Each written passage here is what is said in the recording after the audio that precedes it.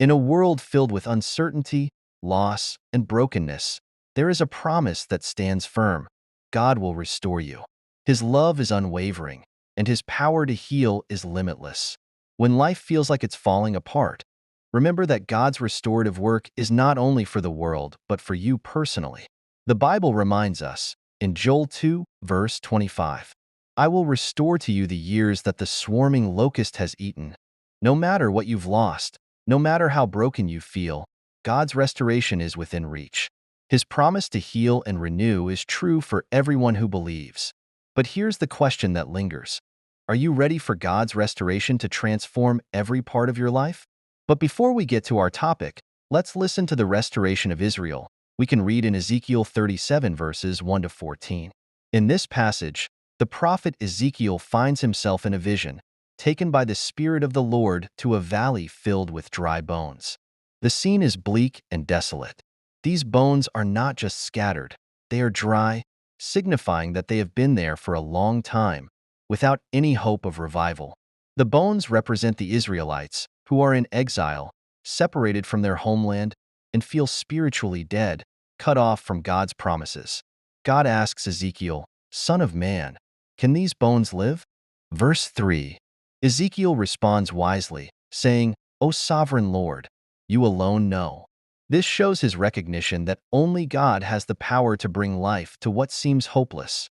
God then instructs Ezekiel to prophesy to the bones, commanding them to hear the word of the Lord. As Ezekiel speaks, "I will make breath enter you, and you will come to life." Verse 5. Ezekiel obeys, and as he prophesies, the bones begin to rattle and come together, bone to bone. The scene transitions from a barren, hopeless valley to one of life as the skeletons start to form and flesh and skin cover them. However, although they now have bodies, they still remain lifeless, unable to stand or move. It is then that God tells Ezekiel to prophesy to the breath, or the Spirit, often symbolizing God's life-giving power. Ezekiel speaks, and the breath enters the bodies. Immediately, they come to life, standing on their feet, forming a vast and powerful army. This remarkable event serves as a visual and symbolic representation of Israel's future restoration. God tells Ezekiel that these dry bones represent the people of Israel. The Israelites had lost hope. They were in exile, their nation destroyed, their future uncertain. They felt as though they were cut off and dead. Verse 11. But God assures Ezekiel that He will bring them back to life, gathering them from all the nations where they have been scattered, and He will return them to their land. "I will bring you back to the land of Israel." Verse 12. God promises.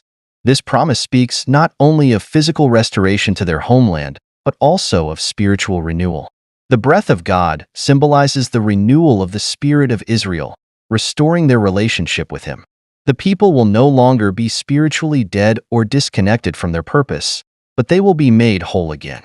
Moreover, God instructs Ezekiel to take two sticks, one representing Judah and the other representing Israel, Ephraim, the northern kingdom, and join them together. This act symbolizes the reunion of the divided kingdoms.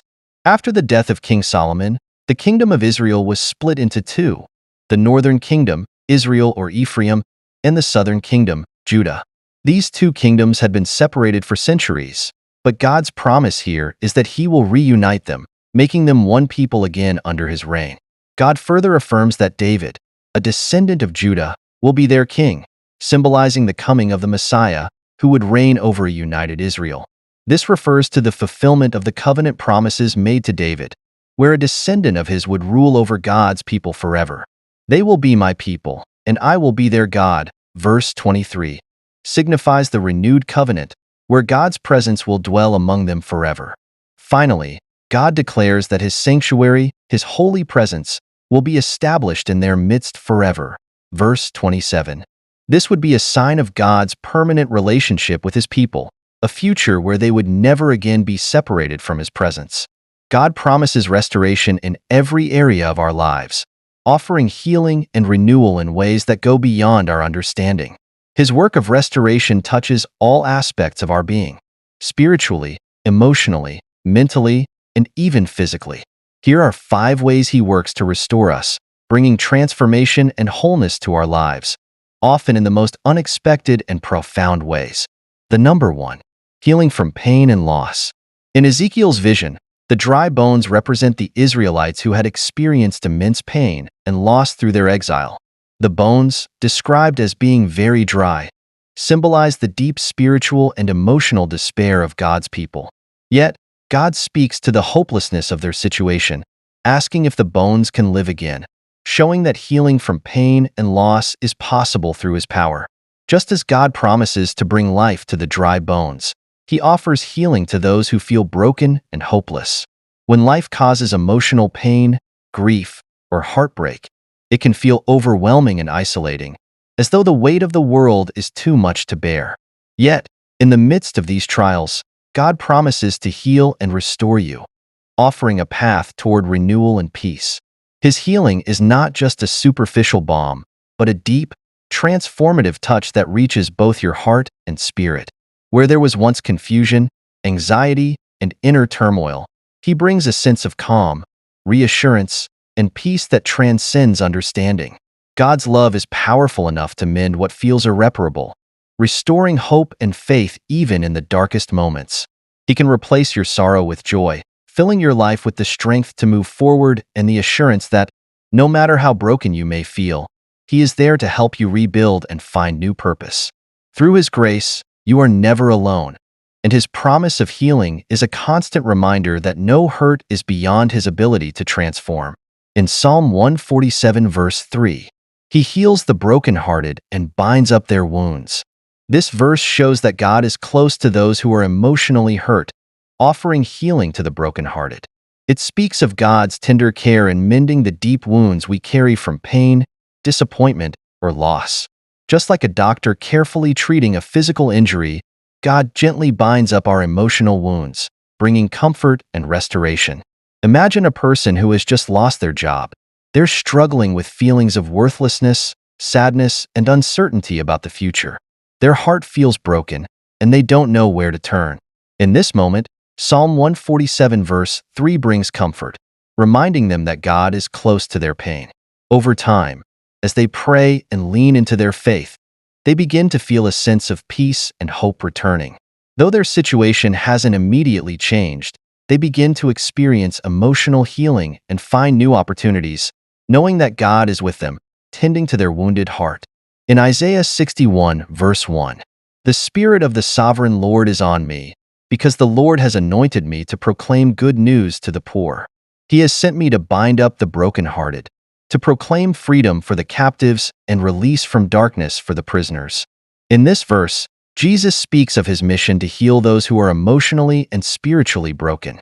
He came to bring freedom to those trapped in darkness, whether that's from sin, addiction, fear, or hopelessness. His work is one of restoration, offering a way out of spiritual bondage and into the light of healing and freedom. Consider someone who has been struggling with an addiction for years. They feel trapped in a cycle of shame and hopelessness, unable to break free. Isaiah 61 verse 1 reminds them that Jesus came to bring freedom, both from physical and emotional captivity. They may seek help, whether through therapy, support groups, or prayer, and begin to experience the freedom that comes from Christ. Their journey toward recovery may be long, but as they continue to trust in God's promises, they start to feel the chains of addiction loosening and their broken heart slowly healed. Both verses speak to God's work in healing and restoration. While Psalm 147 verse 3 highlights God's tenderness in mending emotional wounds, Isaiah 61 verse 1 shows that Jesus was sent to bring freedom to those bound by spiritual and emotional struggles. Each example reflects the journey of someone experiencing God's healing, whether through emotional support or spiritual freedom, offering hope to those who are hurting. The number 2, restoration of relationships. The prophecy of God bringing Israel back to their land speaks not just to physical restoration, but to the renewal of their relationship with Him. The Israelites had been separated from God due to their sin and exile, but God promises to restore that relationship. The act of joining the two sticks, Judah and Israel, together also symbolizes the restoration of relationships between the divided kingdoms, reuniting them under God's reign. This represents God's work of reconciliation and unity among His people. God works tirelessly to heal broken relationships, whether with family, friends, or even with Him. When relationships are shattered by hurt, misunderstanding, or distance, He offers a path of restoration. His love has the power to mend the deepest divides, bringing communication back into the light, rebuilding trust where it has been lost, and rekindling the love that once bound you together. Through His grace, He enables you to experience unity and reconciliation, allowing fractured connections to be healed and strengthened. In the midst of pain, God's transformative power can turn brokenness into wholeness, helping you rebuild relationships on a foundation of compassion, understanding, and renewed faith. In Joel 2 verse 25, I will repay you for the years the locusts have eaten, the great locust and the young locust, the other locusts and the locust swarm, my great army that I sent among you. This verse speaks of God's promise to restore what has been lost. The locusts in this verse symbolize things that can strip away blessings, whether through personal hardship, mistakes, or suffering. God is assuring His people that He will make up for the years of loss and rebuild what was destroyed, bringing back peace, joy, and prosperity. Imagine a person who has gone through years of difficult financial struggles. They may have lost a home, experienced the pain of poverty, or missed opportunities for education and career growth. In this situation, Joel 2 verse 25 reminds them that even though these years were difficult, God can restore what was lost. Through hard work, faith, and God's provision, they begin to see improvements in their life: a stable job, financial security, and the chance to build a future. Over time, they realize that God has indeed repaid the years of hardship, restoring peace and stability. In 2 Corinthians 5 verse 18, all this is from God, who reconciled us to Himself through Christ and gave us the ministry of reconciliation. In this verse, Paul reminds us that through Jesus Christ, God reconciled humanity to Himself, healing the broken relationship caused by sin. But the work of reconciliation doesn't stop there. God also calls us to reconcile with others. The ministry of reconciliation involves both restoring our relationship with God and mending relationships with those around us. Consider a person who has been estranged from a family member for years due to a bitter argument. There's been a wall of anger and hurt between them for so long that reconciliation seems impossible. However, after reflecting on 2 Corinthians 5 verse 18, they feel called to restore the relationship. With God's help, they reach out to their family member, seeking forgiveness and offering it in return. Gradually, the two begin to heal, and the relationship is restored. Through Christ, the ministry of reconciliation leads them to a renewed bond of love and understanding. Both of these verses focus on God's heart for restoration. Joel 2 verse 25 assures us that God can restore what has been lost in our lives, whether it's material, emotional, or relational. 2 Corinthians 5 verse 18 goes further by emphasizing the importance of reconciliation, not just with God, but with each other, showing that healing and restoration are meant to extend outward in our relationships as well. The number 3, restoring your purpose. The breath of God entering the bodies of the dry bones brings them to life, giving them a new purpose. The Israelites, once spiritually dead, are revived, no longer lost in exile or disconnected from their mission. God not only restores their physical situation, but also renews their purpose, to live as His people, fulfilling His calling. This is a reminder that God restores our purpose, bringing new life and direction to those who feel aimless or disconnected from their true calling. God's restoration isn't just about healing. He also restores our sense of purpose. When we feel lost, uncertain, or unsure of what we're meant to do, God steps in to guide us back to His path. He doesn't just heal our hearts. He refocuses our minds and hearts on the plans He has for us, helping us see the direction and meaning in our lives. His plans are filled with hope, clarity, and purpose, offering a sense of fulfillment and peace that comes from knowing we are walking in His will. Through His guidance, we are reminded that our lives are not aimless, but filled with divine intention and a future full of promise. In Jeremiah 29 verse 11, "For I know the plans I have for you, declares the Lord, plans to prosper you and not to harm you, plans to give you a hope and a future." This verse reveals God's deep love for us, showing that He has a purpose and a plan for every life. Even if we face setbacks, detours, or make mistakes along the way, God promises to restore us and guide us back to His good plans, which are for our well-being and future hope. Imagine a young person who, after years of hard work and study, faces a sudden career setback, maybe losing a job or being forced to switch industries. They might feel lost, questioning whether their dreams will ever come true. Jeremiah 29 verse 11 reassures them that God has a plan for their life, and despite this setback, He will guide them toward a better future. Through prayer, perseverance, and trust in God's guidance, they begin to find new opportunities that align with their true calling, eventually seeing that this detour was part of God's greater plan to prosper them and give them hope. In Romans 8 verse 28, "And we know that in all things God works for the good of those who love Him, who have been called according to His purpose." This verse assures us that, regardless of what we go through, good or bad, God is working in all situations for our ultimate good. Even when we face challenges or detours in life, God is using those experiences to shape us and bring us closer to the purpose He has planned for us. Consider someone who went through a painful breakup. In the moment, it felt like everything was falling apart, and they couldn't understand why it was happening. However, as time passes, they begin to see how the experience taught them valuable lessons about their own strength, boundaries, and what they truly want in future relationships.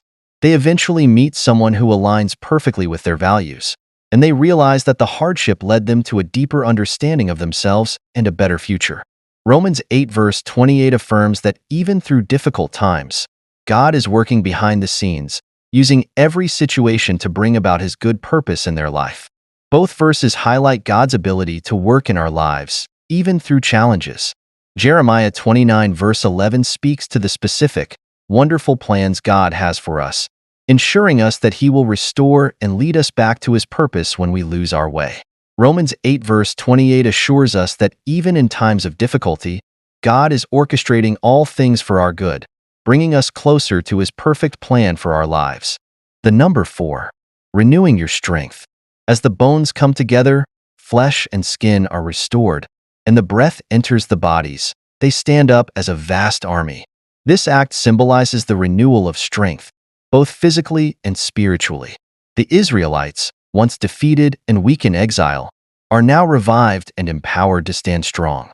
Similarly, God renews the strength of those who are weary, enabling them to stand firm and fulfill His will with vigor. God knows when you're exhausted, whether spiritually, physically, or both. He understands the weight of weariness and promises to restore and renew your strength, offering a fresh sense of energy and vitality. When you feel like you can't go on, He steps in to replenish you, enabling you to continue on your journey with renewed hope. Through His power, you are not only able to endure life's struggles, but can also rise above challenges with the strength that comes from Him alone. His provision ensures that you are never without the resources you need to keep moving forward, even when the road seems difficult. In Isaiah 40 verse 31, "But those who hope in the Lord will renew their strength. They will soar on wings like eagles. They will run and not grow weary. They will walk and not be faint." This verse emphasizes that when we place our trust and hope in God, He renews our strength. It's a beautiful picture of soaring on eagle's wings, feeling light, strong, and energized, even when we face challenges. No matter how difficult life becomes, those who rely on God will find that their energy is replenished, enabling them to keep moving forward without becoming exhausted. Imagine someone going through a difficult season, perhaps taking care of a sick family member, managing a demanding job, and feeling drained. At first, they feel overwhelmed and tired, as though they can't keep up. But as they lean on God, seeking His strength through prayer, faith, and trust, they begin to experience a renewed sense of energy. Even though their circumstances haven't changed, they find themselves able to handle the stress with a renewed spirit, moving forward with strength they didn't know they had. Isaiah 40 verse 31 becomes real for them. They feel like they are soaring, empowered by God's strength to keep going. In Matthew 11 verses 28 to 30, "Come to me, all you who are weary and burdened, and I will give you rest. Take my yoke upon you and learn from me, for I am gentle and humble in heart, and you will find rest for your souls. For my yoke is easy and my burden is light. In this verse, Jesus extends an invitation to those who are exhausted, burdened by the demands of life. He promises rest, not just physical rest, but spiritual peace that restores the soul. By taking on his guidance, we learn to live with his gentleness and humility, finding strength in him rather than being weighed down by our own efforts. Consider someone who is constantly juggling work, family, and personal challenges. They feel weighed down by everything they need to accomplish and are running on empty. When they turn to Matthew 11 verses 28 to 30, they realize that Jesus is inviting them to surrender their burdens to him. As they let go of their need to control everything and learn to trust in his way, they begin to feel a sense of inner peace. Life's demands don't disappear, but they find that Jesus gives them the rest and strength they need to move forward with a lighter heart and a renewed sense of purpose. Both of these verses focus on the idea of renewed strength and rest through trusting in God. Isaiah 40 verse 31 assures us that when we hope in the Lord, he gives us the strength to keep going, even when we feel weary. Matthew 11 verses 28 to 30 invites us to lay down our burdens and find rest in Jesus, learning from his gentle guidance and finding the strength to continue with ease. The number 5. Restoring provision. God's promise to return the Israelites to their land also speaks to his provision. He not only restores them physically and spiritually, but also ensures that they are provided for in the land he gives them. The sanctuary of God will be established among them, signifying his continual presence and provision. Just as God provides for Israel's needs, he promises to meet the needs of his people, both materially and spiritually, restoring what has been lost and ensuring his abundant provision for the future. God can restore what you've lost, including your material needs, whether that's finances, a job, or other provisions. When life feels uncertain and your resources are depleted, he remains faithful and promises to supply all your needs. His provision is not just enough to get by, but often abundant and unexpected, surpassing your expectations. Through his grace, God can open doors and create opportunities where there seem to be none, restoring what was lost and providing for you in ways that show his love and care. You can trust that, in every season, he is faithful to meet your needs and bring restoration. In Philippians 4 verse 19, "And my God will meet all your needs according to the riches of his glory in Christ Jesus." This verse assures us that God will provide for every need we have, whether physical, emotional, or spiritual, according to his infinite resources. It's a reminder that God, through his abundance, will restore and provide for us in ways that go beyond what we can imagine. His provision is rooted in the riches of his glory, and he meets us where we are, offering everything we need to live in his will. Imagine a person who is struggling financially, unable to make ends meet despite their best efforts. They feel overwhelmed by their lack and are unsure how they will make it through. As they trust in God's provision and lean into his promises, they start to see small miracles happen. Unexpected sources of income come in, or their expenses are reduced in surprising ways. This verse becomes real for them as they witness God meeting their needs in ways that show his abundant provision, restoring peace and security to their life. In Matthew 6 verse 33, "But seek first his kingdom and his righteousness, and all these things will be given to you as well." In this verse, Jesus teaches that when we prioritize God's kingdom and righteousness, putting his will above everything else, he will take care of all our needs. It's a call to trust that when we focus on God's purposes, he will ensure that everything we need is provided, restoring balance and provision in every area of our lives. Consider someone who is constantly worried about their career, financial success, and material needs. They've been focusing so much on their own plans that they feel exhausted and unsatisfied. After reflecting on Matthew 6 verse 33, they decide to prioritize serving others, living in alignment with God's will, and focusing on spiritual growth rather than just material gain. As they do this, they find that their needs begin to be met in unexpected ways, through job opportunities, relationships, or even peace of mind that they were missing before. By seeking God first, their provision is restored, and they experience a new sense of purpose and fulfillment. Both of these verses emphasize God's faithful provision. Philippians 4 verse 19 reassures us that God will provide for all our needs according to his glorious riches, while Matthew 6 verse 33 teaches that when we focus on God's kingdom and righteousness, he will take care of everything else. By trusting in God's provision, we experience restoration in every area of life. Whether it's material needs, peace of mind, or spiritual fulfillment, no matter what you've been through, trust that God's restoration is powerful and unwavering. He heals your heart from the deepest pain, mends broken relationships, and renews the purpose that may have been lost along the way. With his strength, you rise again, equipped to face life's challenges.